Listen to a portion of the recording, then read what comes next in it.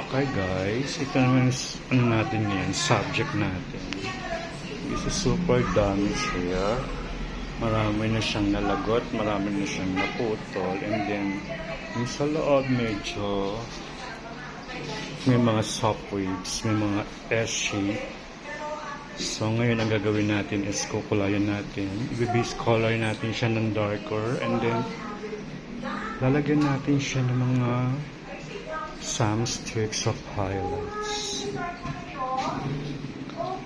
Abangan nyo guys hanggang mamaya yung kalalabasan nito. Bibigyan natin siya ng magandang transformation and bubuhayin natin yung kanyang buhok mamaya. Thank you! 1 hour later. Bakit ka lumalayo? Kilig ka tapo. Yan ay ating finished product, mga kasalon. Oh my God! See, nakita nyo yung total transformation. Detalyado, malinis, pantay ang kulay, at ang ganda-ganda ng mukha nitong model na to. Yun lang. Sana all. That's it. Thank you!